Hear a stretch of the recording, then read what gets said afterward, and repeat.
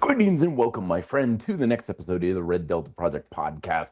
Your humble host, as always, Matt Chivoli, with another episode, help you be fit and live free. And today we are discussing the nuances on training volume, trying to put the cool water on the fire of debate out there, where a lot of people are like, oh, you need a lot of volume in order to build muscle, and you can't build much muscle with low training volume, even if intensity is high. I can almost guarantee you that I'm going to be getting questions here on the Q&A on like, what do you think of like Mike Metzer and Dorian Yates's programs, One Set to Failure and all that sort of thing. And there's a lot of runaround that this causes a lot of people to do that ultimately is largely just a waste of time, because even though you kind of get caught between the high volume and the low volume ideals and the programs and stuff, neither of which is ultimately determining whether or not you can successfully build and maintain muscle either. Because yes, volume is absolutely an important part of building muscle, but it's not the be all end all to the entire process. It's just one piece of the puzzle. And if we hyperfixate on one thing, then you have very limited power and influence over the process to even get results in the first place. And you're possibly ignoring a lot of other things that are just as, if not more important, because you've got all of your eggs in that one basket. So here's the way that we want to look at things, is that on one side of the coin, when it comes to training volume, scientific research has yet to find an upper limit to how much volume equates more muscle growth. So to put it simply, the more volume you have, the more muscle growth you can expect. More is just better in the terms of making gains. There is theoretically no such thing as junk volume. You put in more volume, you're going to get more out of it. It's that simple. So on the surface, it sounds like, okay, you need a lot of volume. I should be doing as much volume as possible, or at least a very hefty amount of volume in order to get what I want out of my training, right? And in some cases, that is true. If you're especially going after the utmost amount of your muscular potential for being a professional athlete, or you're really trying to just see how far you can go for the sake of stepping on stage, if you're in a phase of your fitness career where you're like, yeah, I want to just see how much I can possibly get, then yes, take on as much volume as you can possibly allow on your body, mind, and lifestyle in order to make that happen. But the thing we need to realize is that very few people are interested in the best possible results. I know that sounds a little bit funny, but for the majority of us, the optimal or maximal results are not going to work in our favor. And this is because optimization is extremely expensive and very, very, very stressful. It's like saying, okay, if you want to have a reliable form of transportation, you need a solid gold Rolls Royce to drive to work every day. It's like, no, that's not going to work for most people. Even if someone can afford that, it's just not going to be worthwhile, because that's the key word here, my friend, is that we are often motivated not for what's most effective, but what is most worthwhile. And that is determined not just by how much benefit we can get from our habits, but what is the cost associated with those benefits. And make no mistake about it, when we go chasing after high amounts of volume, costs increase exponentially. They get really, really high. They're much more stressful on your body, much more stressful on your mind, and harder on your lifestyle, especially from just a time standpoint, from a standpoint of scheduling your workouts. So while we look at it and you say, well, more volume is more benefit, yes, but it's also more cost. And the amount of perceived cost goes up with every workout set and rep that you do. Because if you go from one workout a week, or you're working a muscle once a week, to twice a week, that's 100% increase in volume. But it's like, well, it's just one more workout. It may not be that hard to do. So you add another one and another one, another one. And before you know it, when you go from working a muscle group 3 times a week to 4 times a week, that's when things can start to get a little off the rails. Like, man, my knees are just killing me lately. Or it's harder to schedule the workouts in with your schedule, with everything else you've got going on. Your energy level starts dropping down and all these other sorts of things. This is what we run into with the reality of high maintenance diet and exercise habits is that even though the high maintenance habits, like buying a solid gold Rolls Royce, can technically work, they're not worthwhile for most people. And that's what's really important because we follow worthwhile habits. It doesn't matter if it's the most effective. It only matters if going to that level is worthwhile for you. And for the vast majority of us, it isn't. Yes, if you're stepping on stage, it may be worthwhile. Yes, if you're getting paid a lot of money to be at your absolute utmost of your performance as an athlete, it may be worthwhile for sure. But for the average Joe, like myself, that sure as hell isn't going to be worthwhile. It's going to be far more cost for a negligible benefit. Technically, there is a benefit, but you might say, yeah, but why do that? Why spend twice the work for a benefit or an amount of muscle growth that you may not even notice most of the time? And so that's what we want to be paying attention to, is not so much, okay, more volume equals more gain, but how much volume is going to produce the most worthwhile benefit. And sometimes more volume's better, sometimes it's less. And that's what we want to really actually recognize, is that just heaping on more volume endlessly is not worthwhile in most cases, because that's going to drop down your motivation like crazy, and why your long-term benefits or results can be compromised. And that's why the title of today's episode is More Volume Does Equal More Gains, but it can be worse results. Because you can have a ton of volume. Let's say you're training a muscle group for 30 sets a week, and that's a good amount of volume, very high. But after 5, 6 weeks, a couple of months, joints are achy, you're burning yourself out, you're not really pushing yourself all that hard, your intensity is getting watered down, you're finding yourself just kind of going to the gym without much enthusiasm. You got to have 5 scoops of pre-workout just to get amped up to get through the workout. At some point, it's like, yeah, but this isn't worth it. And that's where training consistency, training intensity, and overall training focus on it, as far as a priority in your life, drops down, as well it should, because you're losing motivation to do it. And when you lose motivation, everything starts circling the drain. Your intensity drops off, your focus drops off, your consistency drops off, and the long-term result is, well, worse results. So in a kind of convoluted way, it actually compromises your consistency of that volume. So what can you do here with this type of realization? That more volume isn't always better, but sometimes it is. Sometimes it plays around. Well, that's partially why the two-set style of training in the Beautiful Strength program exists, is because you're employing 2 hard work sets, pushing close to failure on each set, in each exercise that you do. And you adjust the volume in the program by how many exercises you have, not just multiple sets per exercise, because you have a diminishing rate of return too on each exercise. So if you were to do, for example, 6 sets of pull-ups, then you're working your pull chain for 6 sets. But if you did 2 sets of pull-ups and 2 sets of rows and 2 sets of, let's say, bicep curls and rear flies or something, you're still getting overall roughly the same amount of volume for your pull chain. But now, because you have 2 hard work sets, you can pour a ton of volume, or not volume, but intensity into each of those sets. So you don't compromise either of those things, because that's the other side of the high volume approach, is you basically pace yourself in your training.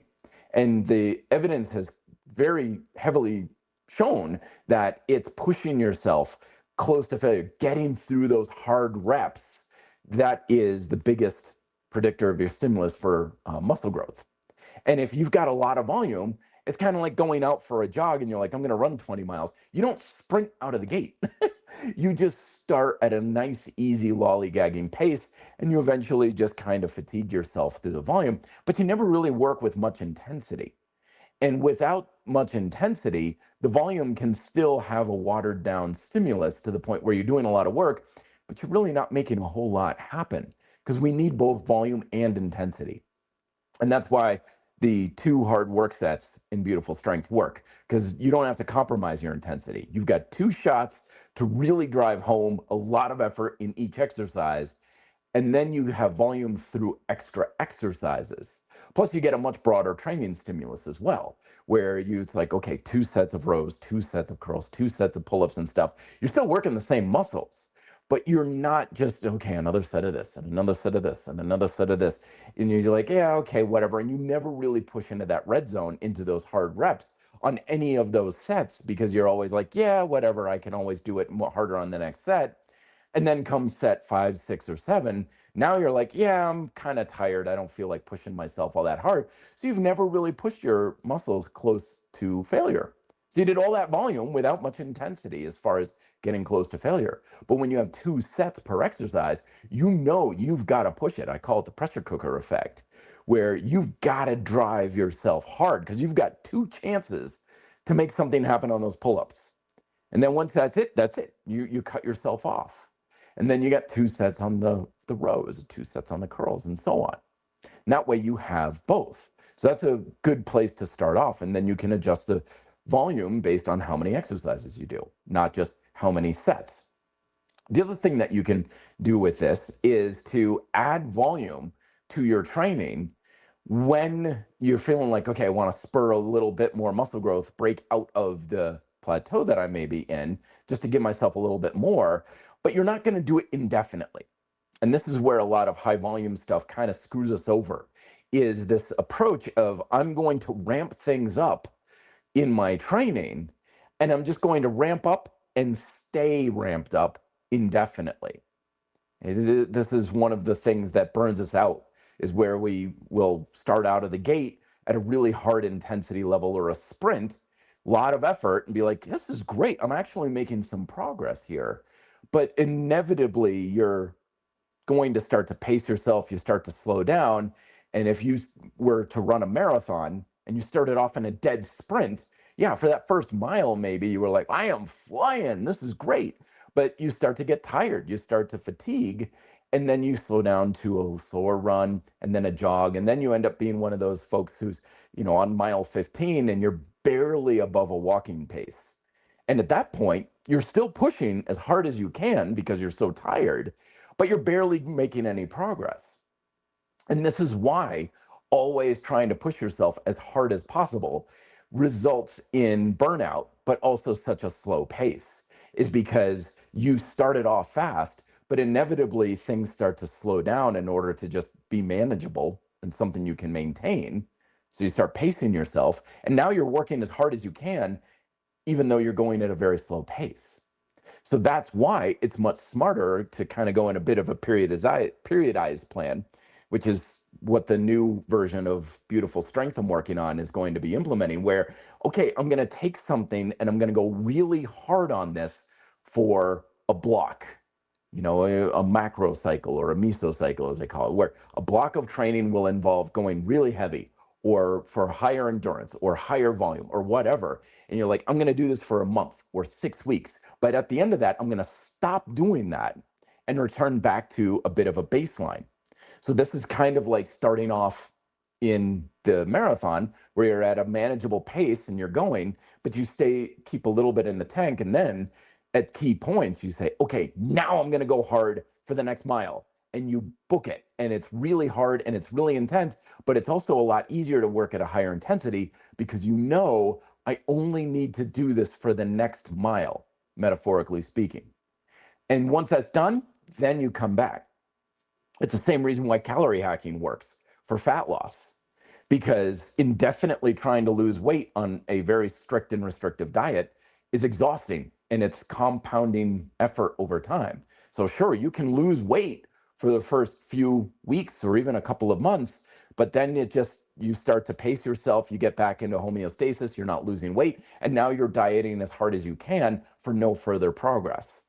And naturally, of course, that's going to kill your motivation, because you're like, dude, I'm working as hard as I can, I'm not getting anything out of this. Why bother with it? As you should absolutely be questioning whether or not you should give up on that, because your motivation is built to only follow worthwhile habits. And habits that require a lot of work with very little return are not going to be worthwhile. So you absolutely should be quitting them, for sure. And so when we have more of a sprint approach, where it's like, I'm going to, instead of 2 exercises per workout, I'm going to do, or 4 sets per exercise, I'm going to do 4. sets. And I'm going to do it for a month. I'm going to do 4 sets per exercise. I'm going to blast for it, and then I'm going to go back to 2. And that way you can regulate things a little bit. That way you can get back to your baseline, and you're going to keep most of the benefits you had during that sprint. When you sprint during a marathon for a mile, and then you go back to your baseline pace, they don't say, oh, you're going back to baseline. You got to go back a mile or half a mile and start again. It's like, no, you've made up ground, and now you can keep moving forward. And it's the same thing. In regards to the workout log in Beautiful Strength, if you decide to do that, you still only track 2 sets though, because the whole point of 2-set training, particularly with the log, is to give you a reference point of 2 numbers that gives you an idea of where you're trying to make progress, whether you're adding weight or reps or technique.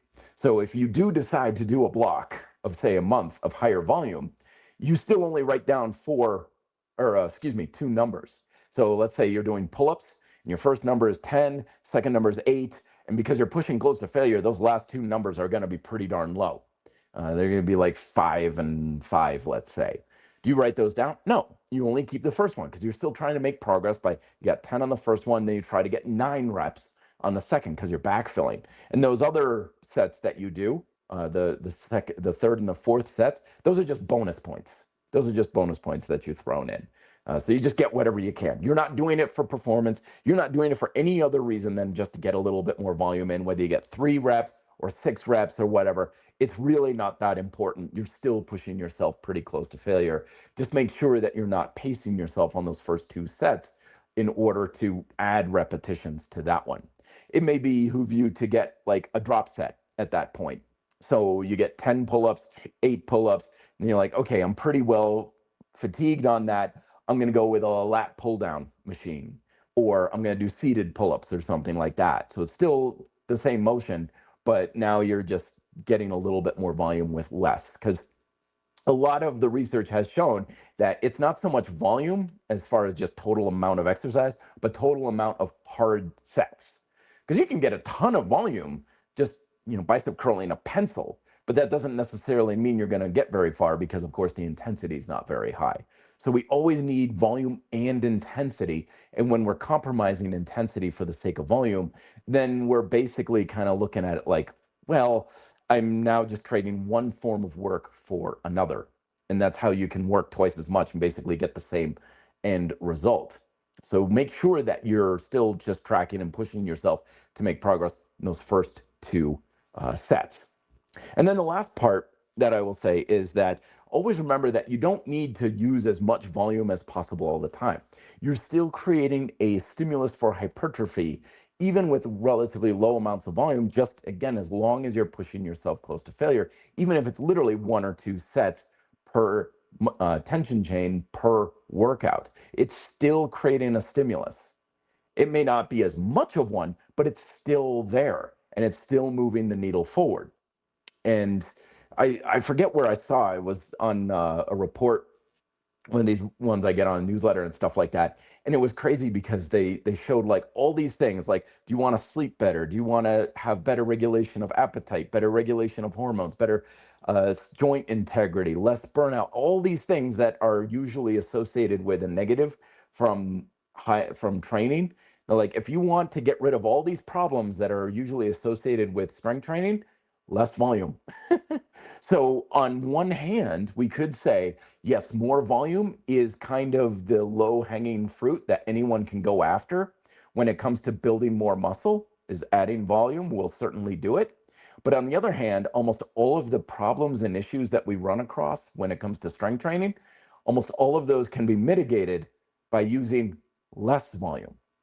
And so that's why the double tap training system in Beautiful Strength exists, is how do we find the most worthwhile volume while still giving you the capacity to add volume if you want it, and potentially even subtract volume when your time, energy, and motivation are at bay. Because like intensity, like range of motion, like any other training variable, volume is one of those things that is very important. However, we will always want to be given the freedom to adjust that variable to our best ability. to fit our circumstances. We don't want to just be dogmatic to the ideology of like more is always better or high volume is always better, because sometimes it's not. And especially as a coach, whenever we just get enamored with a particular ideology or an approach, and we're like, this is better, always do it this way, that's when we run the risk of becoming in our own little dogmatic prison. And yeah, that thing that we do, like high volume or low volume or whatever, can be fantastic, but always ask yourself, where's the exception? Because there always is. There's an exception to when high volume is really bad. There's an exception when going to failure can be bad. There's always exceptions. So we want to be aware of those so we know when to use the tools at our disposal and when to say, yeah, that's not really the best tool for this application. We want to use something else in this case. Let's answer some questions here, my friends. OJ and one saying, Matt, are you talking about the kind that resembles Metzger's Yates as heavy duty HIIT training here? Sometimes, yeah. See what I was talking about earlier. So always remember, we've got the volume and intensity seesaw going on. You can't go with high intensity for a lot of volume. You're just physiologically unable to do so. Nor can you go high volume with high intensity and vice versa. You got to pace yourself.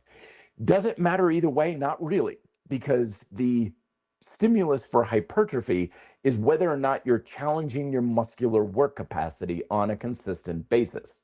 That's, as far as the science shows, what is heavily correlated with hypertrophy and muscle growth. And I say correlated because we still don't have a direct mechanistic understanding of what we do that directly makes muscle grow, which I know kind of sounds a little funny, but it's still one of those things of like, there is no cure for the common cold kind of idea, right? It's like, you kidding me? With all of our knowledge and research and studies, and we have all the AI and everything, we still can't find the answer to this simple thing. It's like, yeah, we don't know how or why we build muscle.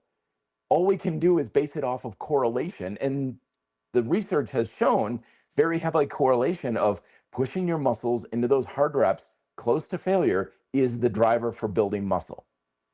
We don't know why that's happening. We don't really understand. We keep thinking we understand. Oh, it's metabolic stress, or it's a tearing of the muscle fibers, or damage to the cells, or it's neurological, or it's eliciting a hormone response, or all these things that we've tested throughout the years. And every time we test that one thing, it never pans out. It's like, well, we made this thing happen a lot more, and the subjects didn't build any more muscle. So that's not it. It's not the hormones. It's not the muscle tearing. It's not the damage. It's not metabolic stress. It's not any of this stuff. What is it? We still don't know. But it's like, yeah, but generally, as long as someone's pushing themselves close to failure, as I say, challenging your work capacity, that'll you can do any kind of training you want. You can use any tools, any exercises, as long as you're taking that muscle and really pushing it close to that level of failure. That's as far as our level of knowledge has shown. So can you do it with high intensity, low volume? Absolutely. Can you do it with higher volume, lower intensity? For sure. Can you do it with short range of motion, big range of motion, fast repetition, slow repetition, free weights, machines, lifting small children? There's a million ways you can do it, as long as that muscle is getting challenged to the limits of its capacity. There you go, which is wonderful, because that gives you, my friend, a lot of power and a lot of control to do things your way. If you don't want to do a particular exercise, you don't want to do a particular style of training, don't feel any pressure that you should be doing it, because you don't need it. You don't need high volume. You don't need low volume. You don't need weights. You don't need calisthenics. You just need to make that muscle scream bloody murder a few times on a consistent basis. That's the thing that we need. And so pay attention to what allows you to do that as easily and as effectively as possible. Because that's the thing. Again, it's not about what's most effective.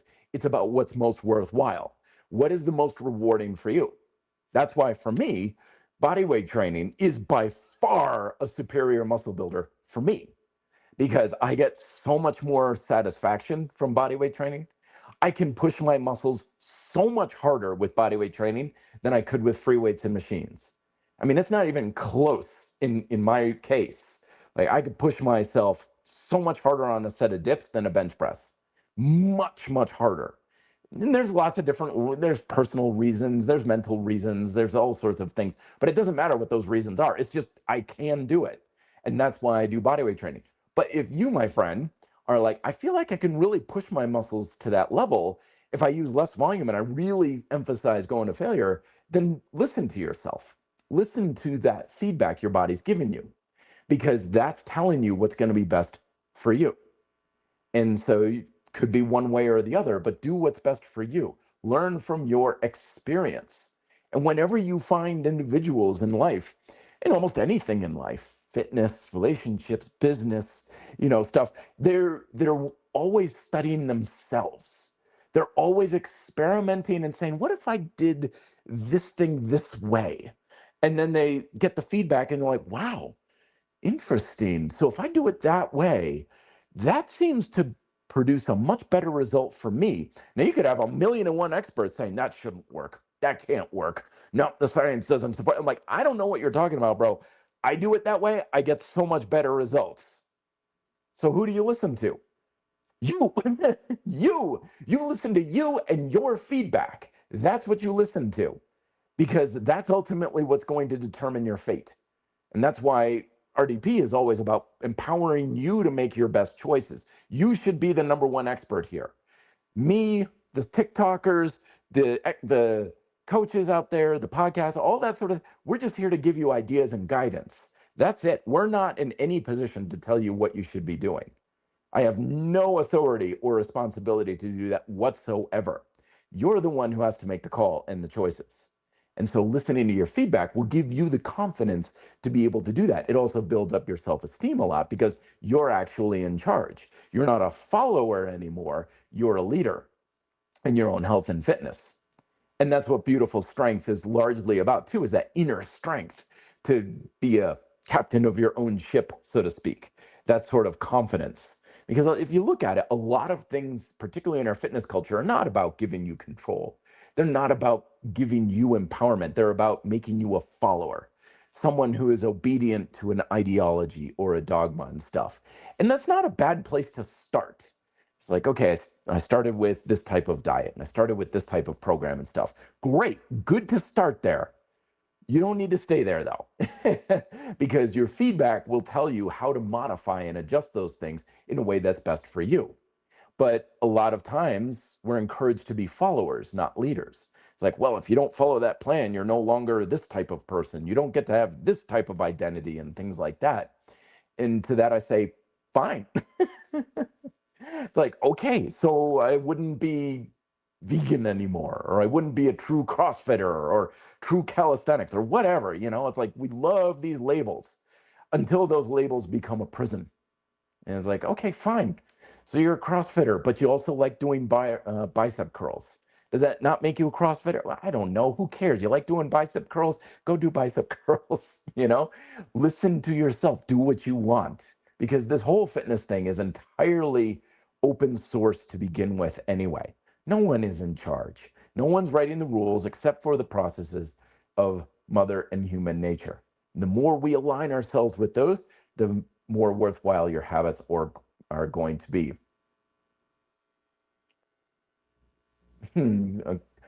Cool. Thank you very much, Sam. Just want to thank you for talking about invisible attributes that we often don't think or talk about. And this was in a video I posted the other day. The iceberg analogy was perfect. I work with a lot of women and emotional regulation.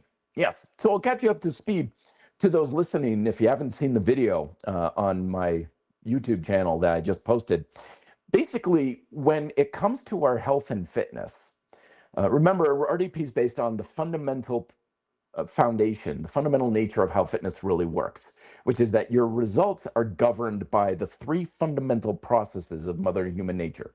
You have your process of training, which is creating a stimulus, followed by adaptation, which we just talked about. If you push yourself relatively close to failure, you're creating that stimulus for hypertrophy. Then adaptation is largely on autopilot. You have your process of nutrition and diet, consumption versus expenditure. And then, of course, you have your process of motivation, which is perceived benefits and perceived costs. Those three processes are the things that are in control of your results. And by and large, most of what makes those processes work is completely outside your control. Which, stay with me, I know that sounds bad. I know it sounds scary because we all come to this health and fitness thing because we want control over health and fitness in our bodies. Look, but the fact is, the majority of influences and variables that control your health and fitness, you have no control over whatsoever. But that's okay. That's okay. You're fine. You're perfectly fine with that. Furthermore, your habits, the majority of them that you can control on that process, are still running largely on autopilot in the background of your life anyway. Like, I mean, watch me right now. I'm moving my hands. This is what they call NEAT, non-exercise activity thermogenesis. This is burning calories. This is what the science has shown over and over again, that people who typically burn a lot of calories, it's not because they have a fast metabolism, it's because they just habitually do a lot of movement throughout the day. Like, these are the folks who just can't seem to sit still during a meeting and stuff, where they're always moving and stuff. That subliminal autopilot. And so when you take into account all of the things involved in those processes, they have no control over, like your genetics and your age and things like that. The habits that you do practice, that again, you don't have any control or are unaware of, that you largely don't have control over, what we have to realize is that by and large, the influences that we're consciously controlling, like today we're talking about volume, is the very, very tippity toppity micro bit of the iceberg sticking out of the water. As far as how much that actually influences those processes and therefore our results, we have very little control over our health and fitness in the broad picture of things. Very little control, relatively speaking. Again, don't let that discourage you. I promise there's a good side to this. So what does that mean? Well, first off, it means that the majority of things that we're consciously aware of and trying to control, like training volume, like how many sets and reps we do, range of motion, how many days a week do I work a muscle group, on the dietary side, is artificial sweeteners good or bad for us, seed oils, macronutrient ratios. These are the things that are superficial on the surface that we're aware of and we're trying to control. By and large, that stuff, even under the best of circumstances, is a relatively small influence on those fundamental processes. Therefore, a relatively small influence on your overall health and fitness. So when it comes to application, where some people are like, gosh, I do everything, nothing seems to work very much. It's like, yes, this is because most of the things that you can't control and a lot of the things that are under the surface in your subconscious behavior are running against or out of alignment with your results. So yeah, all the stuff you're consciously trying to do, like the diet and the exercise stuff, is a small influence trying to go one way. Meanwhile, you've got mountains of other influences fighting you. So to those who are like, I feel like I'm just fighting my body and fighting life and fighting everything against me, you're absolutely right. You're 100% correct. You know, when people say, why is it so much easier for this person to get and stay lean? Why is it so much easier for this person to build muscle? And a lot of people with the ego will say, it's not easier. I just know what I'm doing. Da, da, da, da, da. No, it 100% is easier. Okay. Like, case in point for me, like, I'm building muscle. I've stayed and been lean relative my entire life. I guarantee you it is 100% a hell of a lot easier for me to do this than for someone who is perpetually struggling. The reason why I'm successful to the degree that I have, it's because it's just easier for me, largely due to just dumb luck, because I just happen to have a lot of influences working in alignment with my goals. However, there are absolutely a lot of things that have worked against me in a big way, in a very big way. And I won't go into details or anything, but I've been fighting my body in life as much as many other people in order to get results too. So one, be forgiving of yourself and those around you. A lot of us have it a heck of a lot harder due to no fault of yourself and no fault of their own. Okay. It's not like, well, they're just lazy or they lack willpower or they're dumb or ignorant. No, it's literally because the majority of things that are going on under the surface are working against their ability to do that. And there's, to a large degree, nothing they can be aware of or do anything about right now. And if you happen to be one of those lucky individuals who has things working for you, good job, appreciate it, but no, that's the scenario. But not all is lost. You're like, well, what's the point of even trying then? Here's the thing, is it is possible to rewrite your subliminal source code to a large degree. It is possible to do these things. And when you do that, then you take a lot of those habits and behaviors and feelings that are running in the background against you. And you basically say, no, no, no, not that way. Go this way. Go in this direction. I want to go this way. And it takes work and it takes focus and it takes time. But when you do it and you get them oriented in the direction you want to go, then you don't have to do any more of a lot of the work. You just take your hands off and be like, okay, go. And now all of those habits and subliminal things running in the background that were fighting you, now they're working for you. Now they're working in your best interest. And it's 24/7, my friends. So instead of fighting your subliminal feelings and habits and everything that are working against you, now they're working for you. It is possible to do that. And I'll get into a little bit more of how we can do that here in a little bit, answer some more questions. But it is possible. But like I said, it takes some work, and it takes kind of an open mind, if you will, because it takes challenging your perspectives, my friend. Not just what do you know and intellectually about diet and exercise and things, but how do you think fitness works? How do you think or feel about exercise? Because when you change how you feel, I've talked about emotional conditioning in the past. When you change that, you change your life, you change your body, you change everything. And that's what I'm trying to do here, especially with the Beautiful Strength program, because that's based on the fundamental nature of fitness. And just that alone changes how we behave and feel about things in fitness. But it takes an open mind.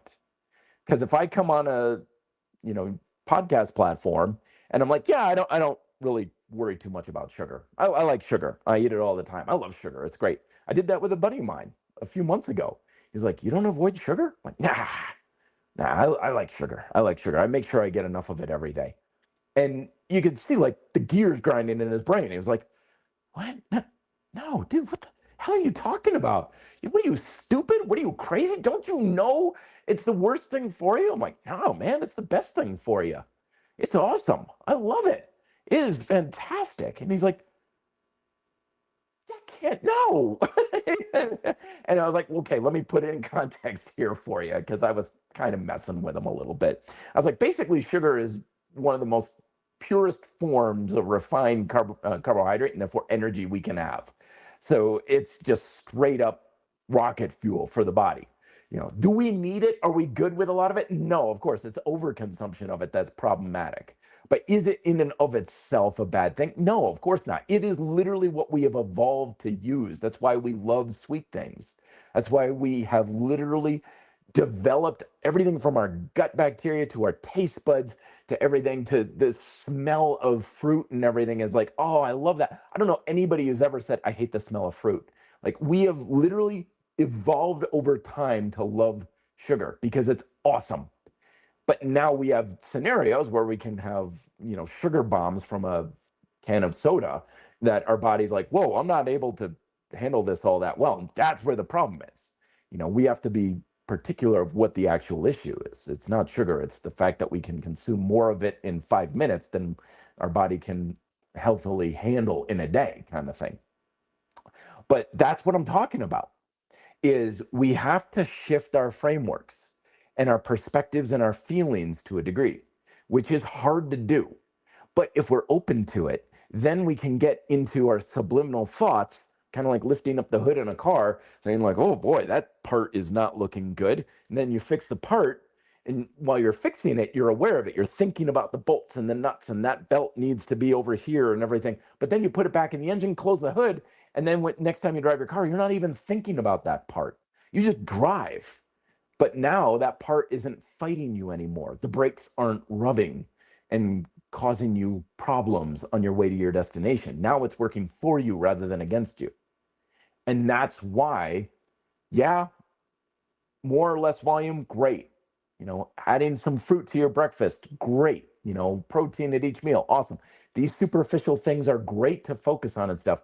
But unless we get into the subliminal things that govern most of our behaviors, we're either going to be fighting or working with a lot of the stuff that is either in alignment or against our goals.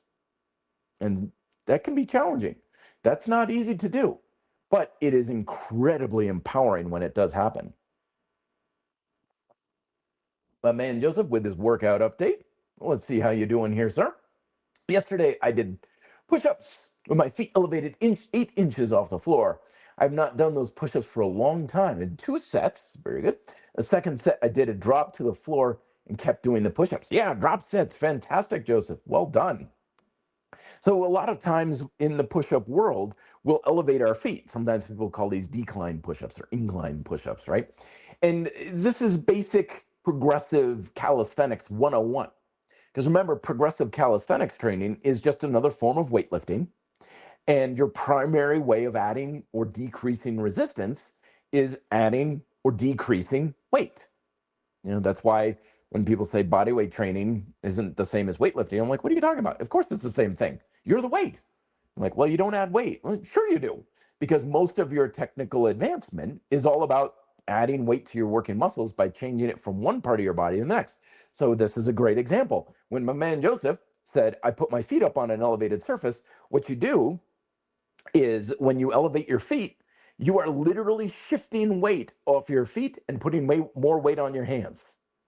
So you added weight to your hands. It's no different than holding heavier dumbbells in your hands. Same thing. You're adding weight. So yeah. And so then when he got close to, those hard reps and he's like, drop set, and he put his feet down, he shifted weight off of his hands onto his feet.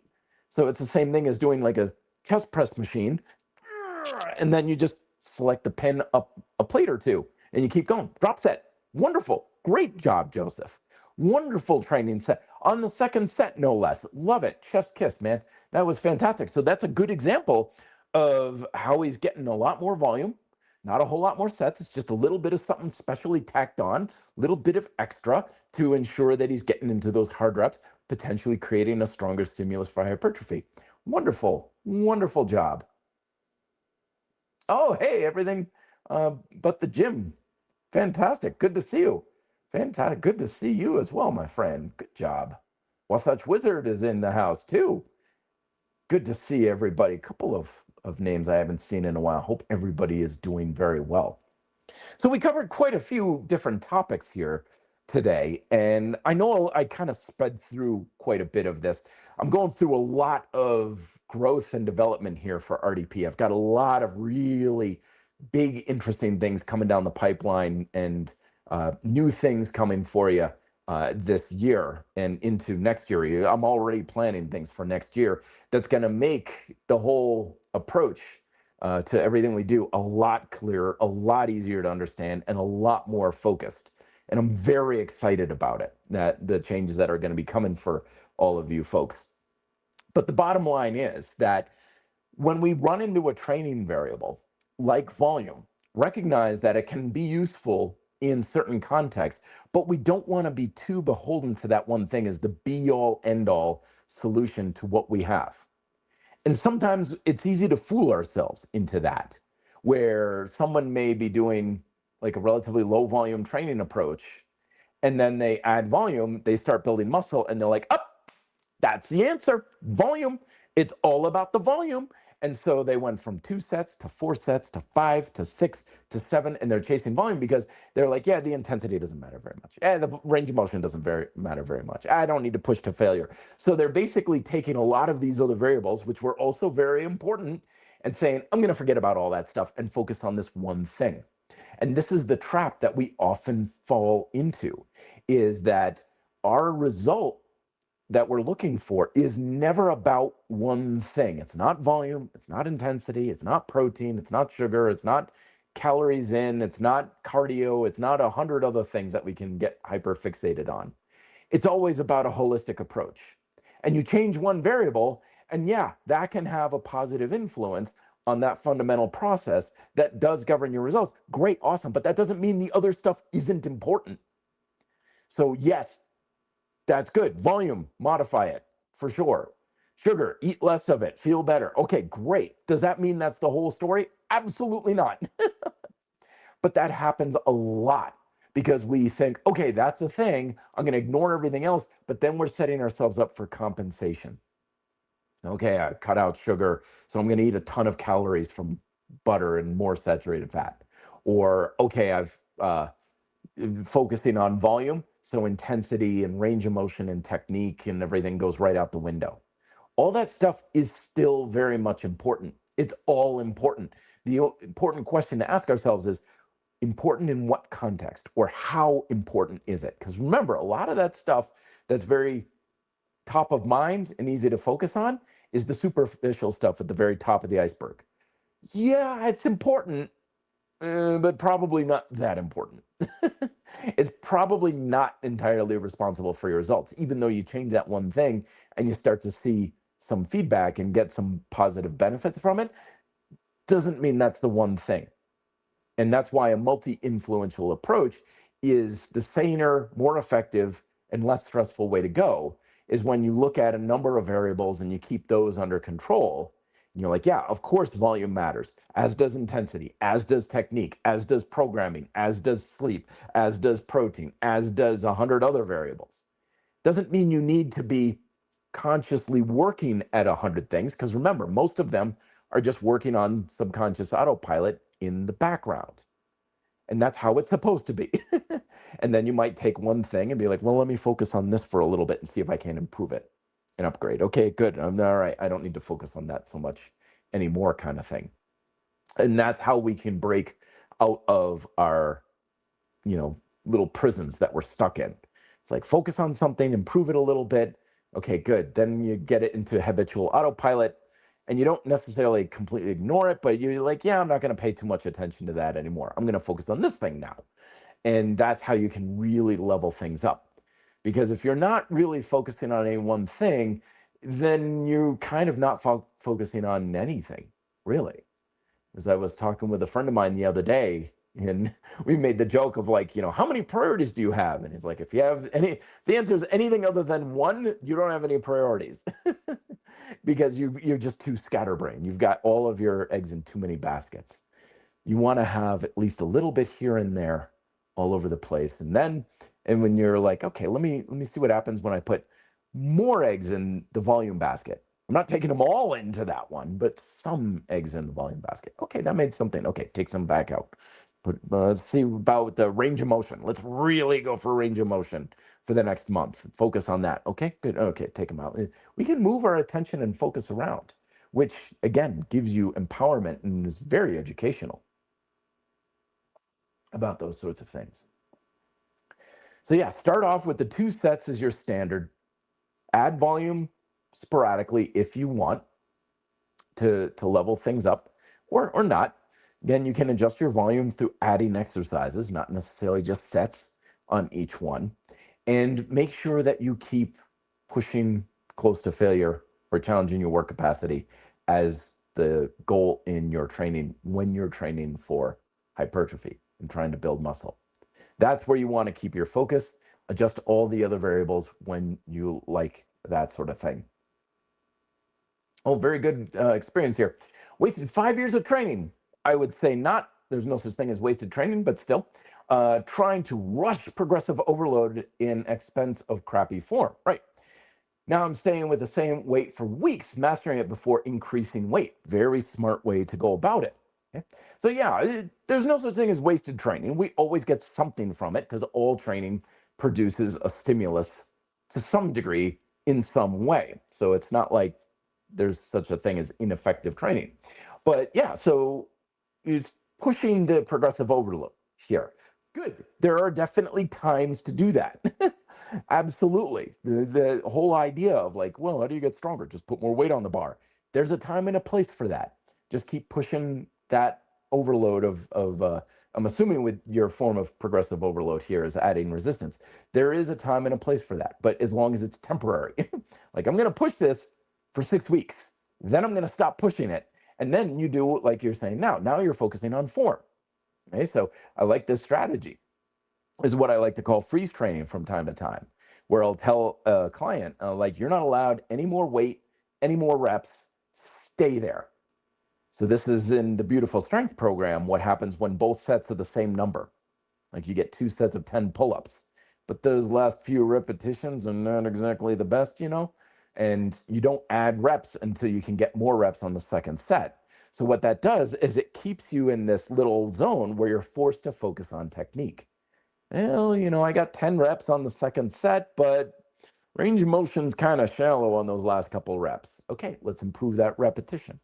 Maybe my legs are kicking around to get those last couple of reps. Okay, let's keep your heels together and keep your body a little quieter on those last reps. Remember that whenever you're doing your sets, notice your technical erosion. How is your technique falling apart between your first set and your last set? What changes? If you don't notice it, look in the mirror or have someone record you on video. You're going to learn a lot by watching it on video. And then whatever that is, that's the thing to improve for you. That's the thing you personally need to improve upon. And then once you get that, then you can add the weight and the reps and things like that. And so that's how we can do that with freeze training, is you focus on the technique as opposed to the weight and repetitions. Very smart way to go about it.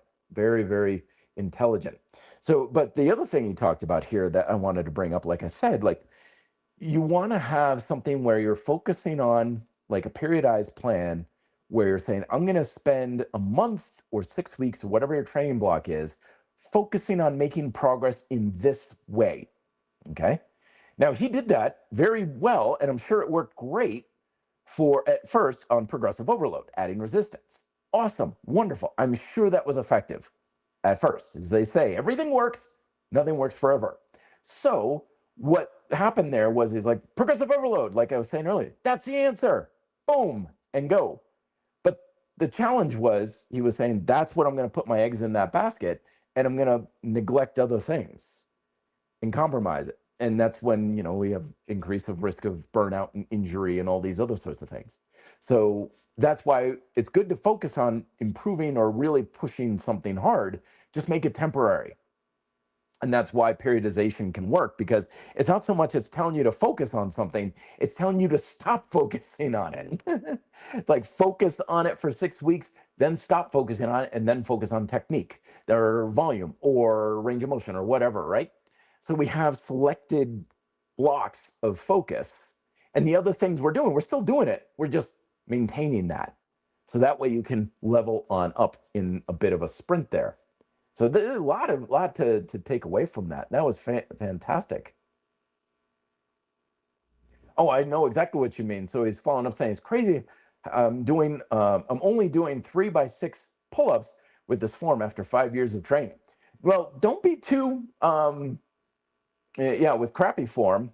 I was pulling 20 kilograms with the 3x6. He was with body weight. This is the thing that's interesting about focusing on technique, though, is you start to embrace what I like to call mechanical inefficiency. And usually when it comes to building strength and muscle, mechanical inefficiency is a good thing, because it basically, you're doing the exercise the hard way. Usually an increase in range of motion, improving tension control, keeping the muscles engaged, moving at a tempo so you're not using momentum, things like that, right? And suddenly it's like, oh my gosh, this is really, really hard. I've got videos where, early RDP videos, where I was like, do push-ups this way. And people in the comments are like, oh my gosh, I could do 75 push-ups. Now I'm struggling to do 12. Like, what the hell? It's like, yeah, now you do it the hard way. And I tell that to clients all the time. We're doing things the hard way. Because when we make things mechanically inefficient, that usually makes it a lot easier to create the stimulus that we want, particularly for strength and hypertrophy. Now, if you came to me with a different scenario where you're like, I'm not interested in strength or muscle, I just want to pass a push-up contest, or in your case, a pull-up contest, I'd say, yeah, use your crappy form. because the goal is different. The goal is I got to be able to do 20 pull-ups in a row or whatever to pass a PT test. Be like, yeah, definitely use the worst form because the goal is not muscle and strength. The goal is getting 20 reps so you can pass your test. Different goals, different objectives, different processes. We want to go after different things. So when we are using different techniques, we want to make sure of, again, the nuance to it of when does this apply? When does it not apply? When is crappier form better? When is it worse?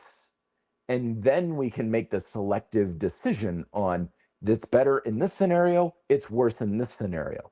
The screwdriver is better here, the hammer is better over here. And then you become a technician and you have much more of a proficiency of training much more effectively, not just getting locked into this is always better, do it this way. This is always worse, don't do it that way. Nuance, context, my friends. You don't have power, empowerment, and choice in either case when it's always good or always bad. But when you're like, sometimes it's good, sometimes it's bad, depends on the scenario, depends on the objective, which I know scares people. We love those simple TikTok, goldfish attention span answers where it's like, just tell me what to do real quick, 5 seconds, go. And it's like, I can give you instructions, but it's not going to do you any good. Because when we get those fortune cookie answers, it's devoid of nuance, and that you might as well just still be ignorant that way. You just might as well not learn anything, because using the wrong tool in the right scenario, or the right tool in the wrong or in the right scenario, it's still going to produce a bad result. And this is why a lot of times when sometimes people will come to me and they're like, when I started this whole health and fitness journey thing, like I didn't know jack squat and I got great results because I just did the stuff that seems stupid to do. It's like, well, I took a walk every day and I didn't eat too much processed junk food and I focused on getting protein and good night's sleep. And if I felt stronger, I put more weight on the bar. And if I wasn't as strong, I just didn't do as much weight that day or whatever. It's like, I just did that and I got great results. And people are like, yeah, it's your beginner and kind of thing. It's like, oftentimes it's because we're not learning so much that we end up on Mount Stupid in the Dunning-Kruger effect, where we basically distract ourselves from what we're really supposed to be doing because we've trying to science our way into the perfect body, when a lot of those things really aren't all that important. They're the superficial details at the top of the iceberg. And when we're basically just looking at ourselves and saying, what can I do to just be better? And we're self-observing and we're looking for opportunities in daily life. We're working more on that subliminal level of like, well, I don't know, what can I do to just be healthier today? If you start looking at your life and your habits and you're like, what can I do to just be better off? You're going to find the big stuff that's going to make a much bigger difference. And you don't need to go on the internet combing through Reddit forums trying to be like, should I do 12 reps or 10 reps? And, is it 3 sets or 4 sets better and stuff? And we get lost in the details trying to science our way there. And it's just, at the end of the day, it's not that important. And that's how you get the guys, 60 years old, jacked as hell at the local park. And it's like, how are you jacked? I was like, oh, I just do pull-ups when I feel like it. Well, how many do you do? Until I get tired. It's like, what? How is that working so much? Meanwhile, we've got like 5 apps and 6 activity trackers and all this technology on our body, and we can't seem to lose those last 5 pounds. And this guy's like, no, I don't know. I just ate a whole lot of vegetables, and I lost the weight kind of thing. Sometimes a little ignorance is a good way to go about it.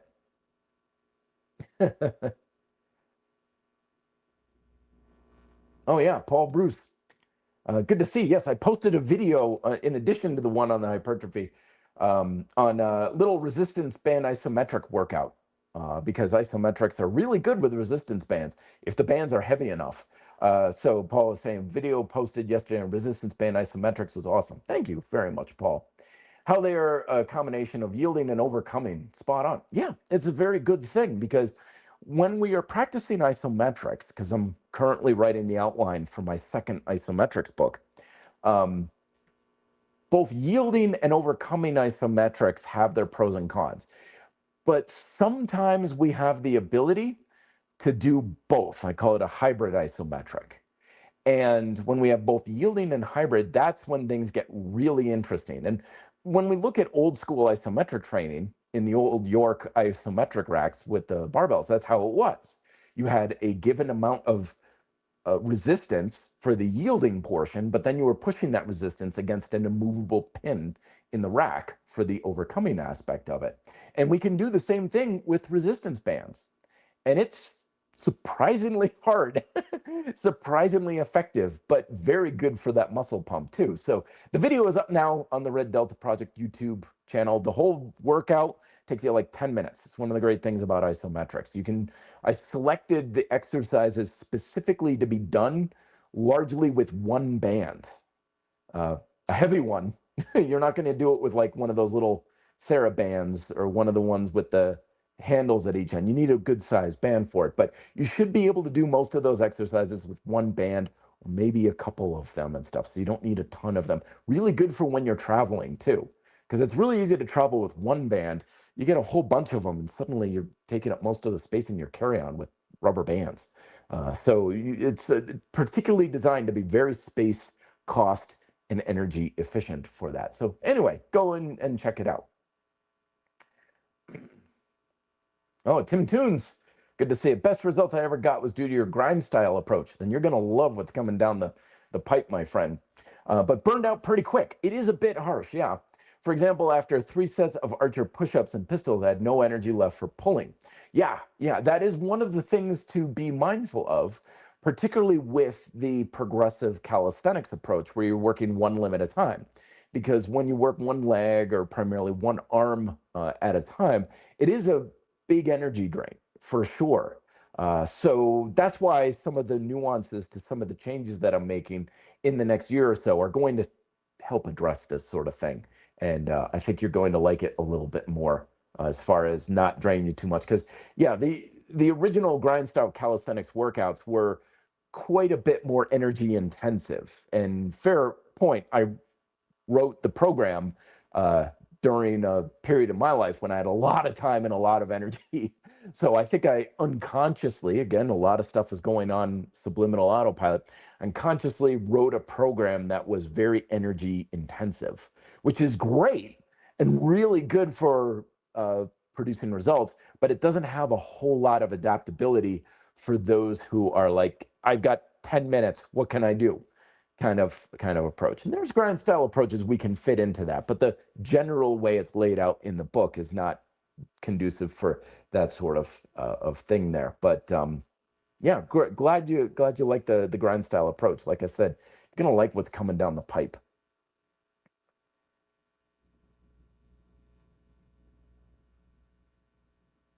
Let's see, other questions coming in quick here. Thanks, folks. Follow up, what do you think about this exercise selection for a single workout? All right, program assessment. Let's see, weighted chin-ups and dips. All right, there off the bat, very good. Bodyweight rows, shrugs, lateral raises, and neck curls. Oh, I like this approach. Very, very good. You got a couple of big compound fundamental movements right off the bat. Bodyweight rows, awesome. Shrugs, lateral raises, neck curls. So the only thing I would look at, if you're looking to save a little bit of time and energy here, is incorporate your shrugs with the lateral raises. So when you lift up the dumbbell, shrug at the same time. Because a lot of times shrugs they seem very targeted, but in my experience, speaking as someone who used to shrug a whole lot of times it's hard to target those upper traps with a really heavy bar in your hands because of, that kind of pulls you forward, a kyphotic posture. So if you're not able to retract your shoulders at the same time you're pulling up, which is hard to do with enough of the weight that you usually use with shrugs, it's usually a more stress and less stimulus type of scenario. In most cases, I don't know how you're doing it, but that's my experience in working with people with it. But if you're getting a scapular elevation with, again, mechanical inefficiency, which is the lateral raise, you're typically going to create a stronger stimulus with less stress on the joints. Just make sure with this lateral raise, you're not doing like, 25-pound dumbbells and stuff. Start off with I'm dead serious, 3 to 5 pounds, lock those arms out, shoulders are back, lift the arm up, and then shrug at the very top. See if you can get that burn in the traps from that. I'm willing to bet that's going to kill two birds, one stone. And because your traps are helping with your deltoids and vice versa, I'm willing to bet you're going to get better results by combining them rather than having the two exercises. And then the neck curls, use your upper traps for that as well, because your upper traps feed into your neck. So you want to make sure your upper traps and your neck are working in conjunction with one another. And that way you're going to get more of a broad stimulus for your upper traps, and your neck and your lateral delts will probably have more out of those exercises as well. All right. Weights and calisthenics mix, very good. Yep, absolutely. This is the beautiful thing, particularly about building muscle. We've got so many different ways we can do it. There's no good reason to force yourself into a dogmatic ideology. None. If you're like, well, I like to mix weights with calisthenics, awesome. I want to only use isometrics. Great. Do whatever you want.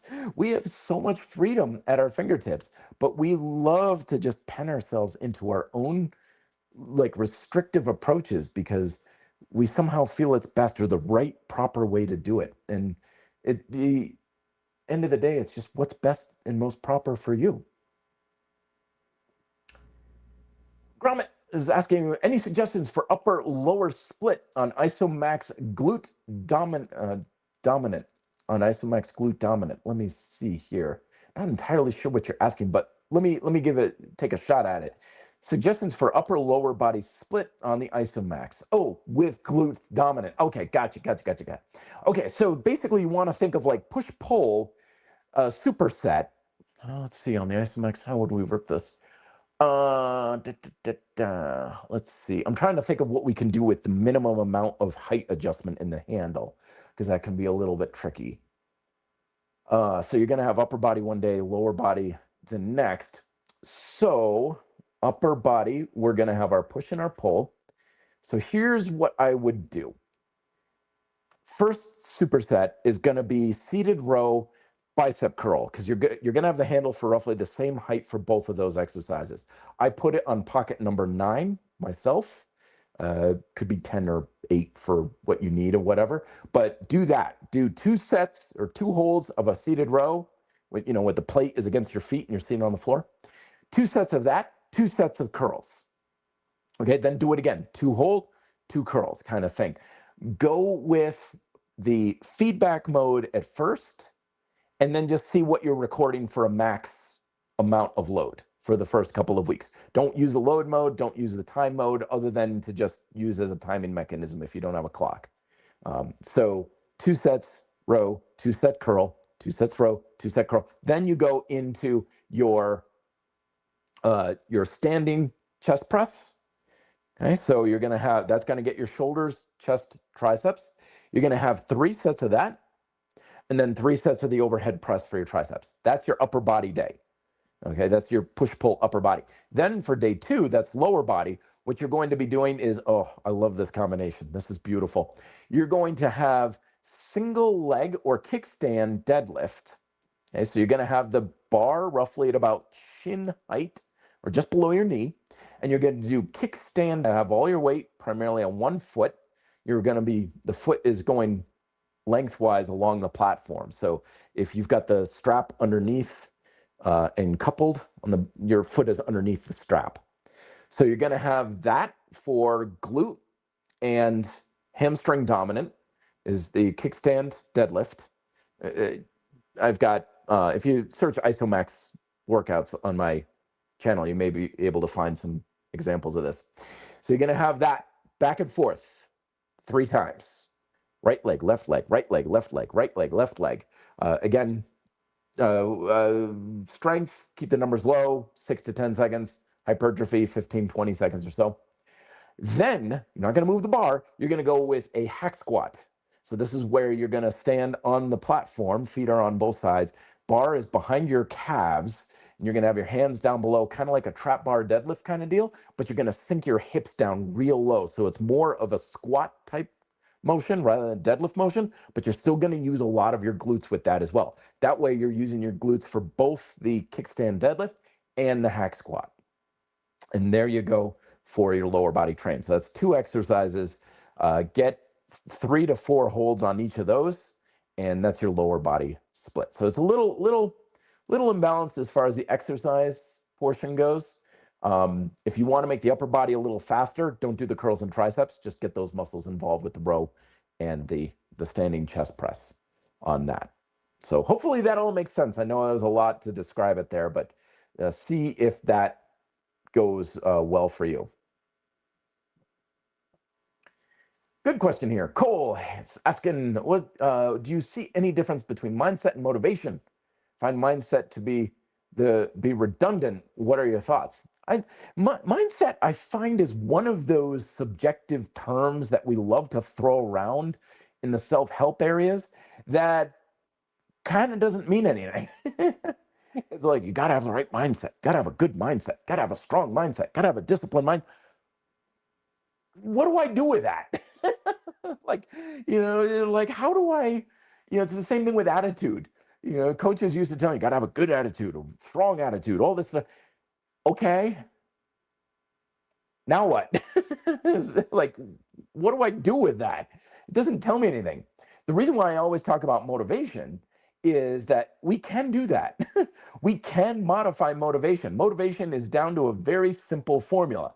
It's perceived cost to perceived benefits. When the costs are low, benefits are high, we have motivation. We can engineer motivation on a scientific and measurable and quantifiable level, even if it is subjective, like, I don't know, I just like working out at this gym, right? Okay, but there's a benefit, right? That's something that we enjoy. That makes it more worthwhile.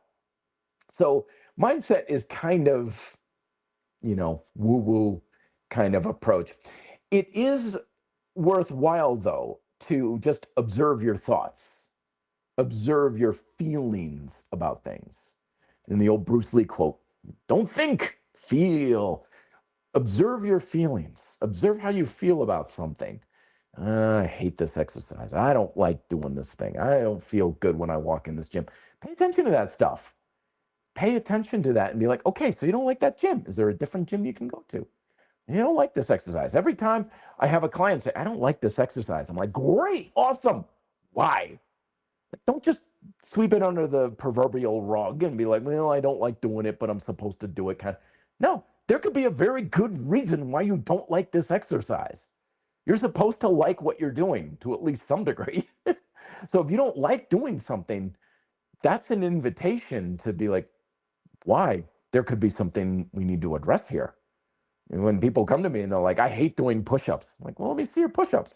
And they do it with their neck forward and their elbows winging out and they're doing the worm on the floor practically. I'm like, yeah, I'd hate doing the push-ups if I did them like that too. I don't tell them that, but it's like, yeah, there could be a very good reason why we don't like it. Let's fix that so you do like it, kind of idea. So yeah, mindset, I would say, is kind of largely overrated. It doesn't really apply to anything. It doesn't give us anything. Focus on the motivation. Focus on things that are worthwhile. Sometimes it can point us in a direction to say that you don't really want what you think you want. Sometimes when people are like, I don't like lifting the heavy weights and things like that, it's like, well, what do you want? I want to be strong. I want to be really, really strong and things. But then you start really peeling back the layers of what they actually want. I'm like, you don't want to be strong. You just want to feel good. Well, yeah, I don't want, to be so tired at the end of a day of work. And I don't want to be so, aches and pains and a sore lower back every time that's what you want. You don't care about being strong. You just want to have good energy. You want to feel better. Yeah, so, well, that's a totally different thing. If we just keep chasing weight on the bar, that could actually hurt the very goal that you're after. So when you have more attention to your feelings, they direct you if you're going in the right direction or not. And if anything, there's your mindset. It's just, where's the compass needle going? That's why I always talk about the fundamental objectives in fitness. Things like challenging your muscular work capacity, eat to satisfy, things like that. It's like, well, it doesn't tell me much. No, but it gets you mentally thinking about where you're going, because the human subconscious is extremely powerful for helping us get the thing that we're focusing on, much to our detriment a lot of times. And I certainly experience this. A lot of times when we're working out, We assume, well, if I just drive myself into the ground and make myself exhausted and burned out, that's going to be a good workout. So you make exhaustion your goal, not a stimulus.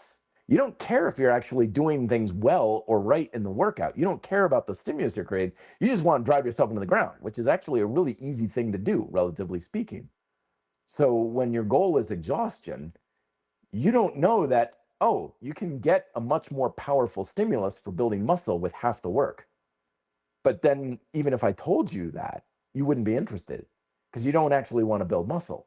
You want to just exhaust yourself. You've made exhaustion your goal. So we have a very, very powerful ability to get the thing that we actually want, that we're orienting our mindset towards. And then when we recognize it's like, oh, maybe it's orienting towards the wrong target, then that's an opportunity for growth, because you'll never become successful if you get really good at hitting the wrong target. I did that one time at an archery range. They had this contest going on, and I spent like half the morning shooting at a certain target and got really good at it, relatively speaking. And then they're like, okay, archer's ready. And my friend was like, where are you aiming? I'm like, over there. It's like, no, the target's over there. I'm like, damn it. I got all that work all morning to get good at hitting the wrong target. And of course I sucked. I was like, oh, I hit the wrong target. That's often what happens in fitness. We get really good at the wrong target. So that's why I talk about fundamental objectives and things like that. I want to orient your mindset towards a better target, because it's going to be a lot easier to get results. You're going to get far better results, and it's going to be a lot less stressful on body, mind, and lifestyle.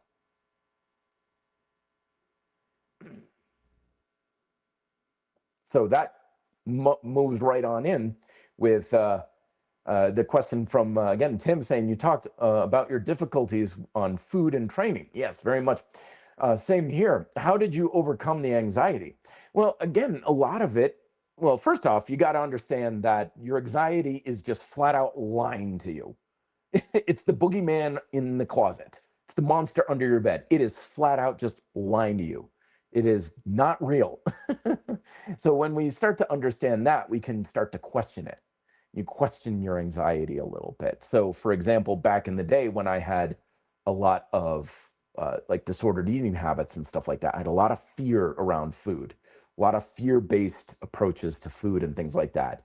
But then I started to get around people who not forced me, but they basically were like, "Why do you think this food is a bad thing?" It's like, well, because it's got this fat and it's got the sugar and it's got the chocolate and everything. And I'm like, so?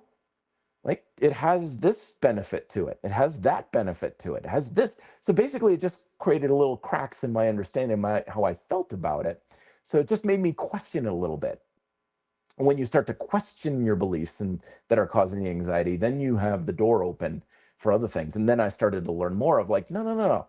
Your diet's not healthy just because you don't eat a candy bar. It's healthy based on how much you satisfy your fundamental appetites, need to satisfy.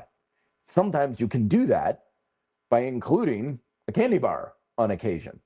And suddenly I was like, oh, here are the benefits to eating that candy bar. And because my mindset, I guess you could say, the compass needle shifted, I was no longer afraid or anxious about eating a candy bar anymore. And funny enough, as soon as I did that, I hardly ever wanted to eat candy bars anymore.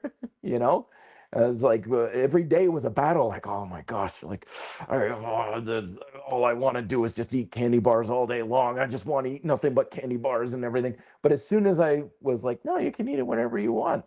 It's beneficial. For achieving your hedonic appetites to food. And then I'd eat like, a fun-sized Snickers. I'm like, I'm good. I'm done, and that's empowering. That was good. No more food anxiety, because I changed my orientation on how I felt about the foods, about what the food actually was doing to my body and what it wasn't doing. And that all of the fears that I had of like, oh, you eat that, you're going to get fat. Oh, you eat that, you're going to be unhealthy. No, it's lying to you. It's not true.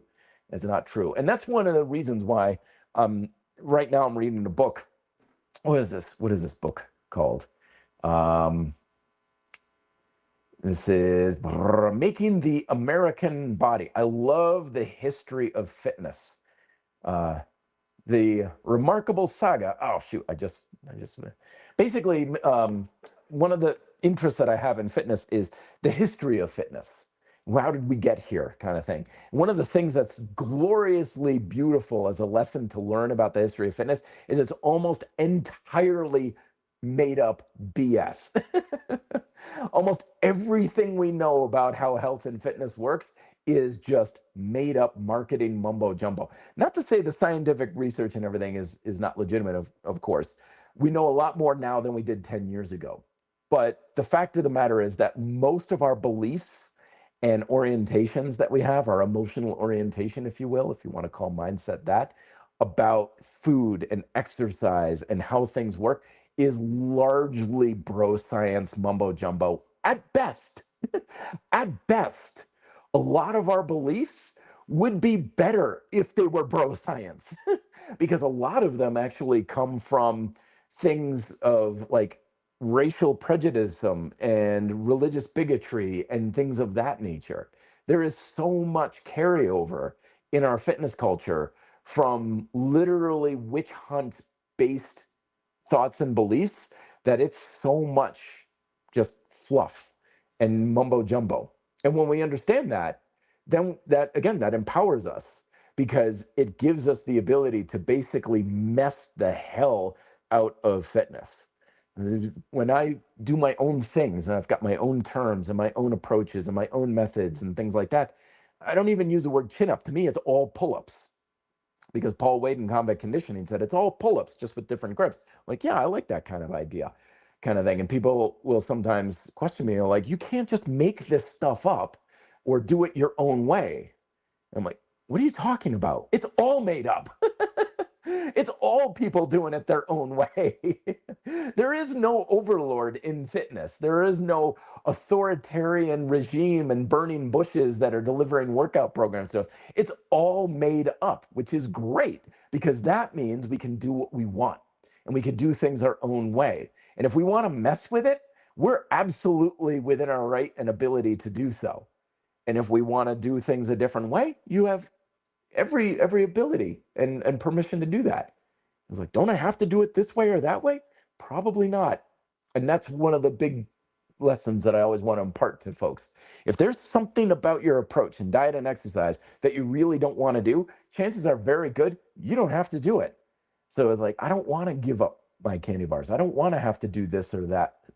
And it's like, great, don't. You're probably better off doing something else. Paul Bruce following up saying, can I hop on that anxiety train? Do you ever experience anxiety in training or see that in clients? Oh, very often, yes. Maybe they had an injury in the past and tense up when starting an exercise. How do you do it? Oh, yeah, this is something that does come up.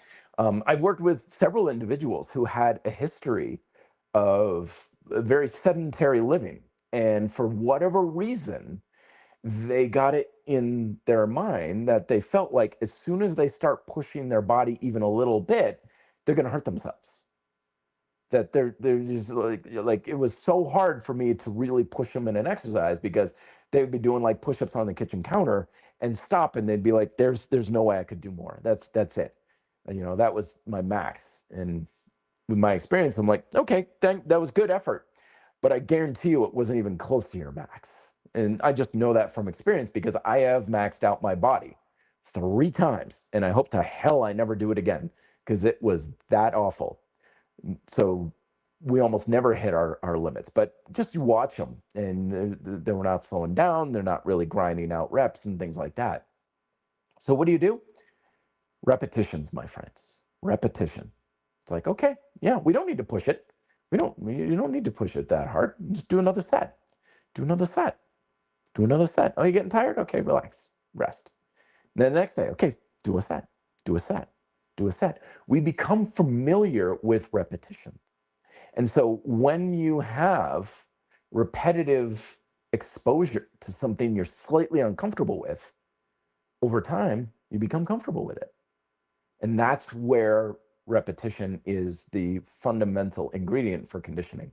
We can condition our body just as much as we can condition our mind and, yes, our emotions through the power of repetition. We don't force it, We don't grind it or anything like that. We just keep it going over and over and over. And before too long, they're like, yeah, I'm pretty comfortable. Hell, I'm almost bored with these countertop push-ups. I'm like, okay, you've been doing sets of 10.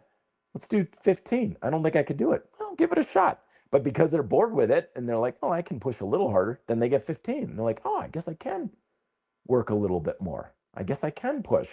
And then they get more comfortable and more used to it. So repetition is always the answer to conditioning outside of anxiety, outside of weakness, outside of fear. It's the whole idea of like you get exposed to something, you don't fear it quite as much because it becomes normal. Some people, they have anxiety about going to the gym.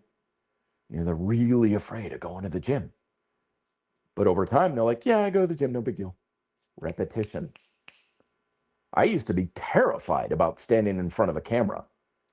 Or huge amounts of anxiety. What did I do? Every day, I literally started off. I'm like, I'm just going to stand in front of the camera. I'm not going to hit record. I'm not going to do anything. And then, after about a week, I'd take the camera, those little flip cams back in the early 2000s, and I would set it up and hit record, and I just go about my day. It's like, I don't have to say anything. I don't have to do anything. I just have the camera and it's recording. And then, of course, it would, about 20 minutes later, I just erase it. Just get in front of the thing, just low exposure, comfortable, what you can barely manage. And then you just repetition. Then after a while, I'd turn it on and be like, hey guys, I don't know. I'm just going to talk about something, I guess. I don't really know what to say. Erase. And then after a while, I'm like, okay, I actually have something to tell you now. And then I would edit the video and I'm like, nah, I'm not going to post that. So it took some time, but repetition. And now I can stand in front of a camera, edit and post on YouTube, and I don't even think twice about it. It's that repetition that gets you over the anxieties. Oh, very good. Tim Toons following up. Yes, my approach is quite different. Awesome. And I hear very much, don't have to do it this way or so for so long. Well, with experience, I know. No, you don't.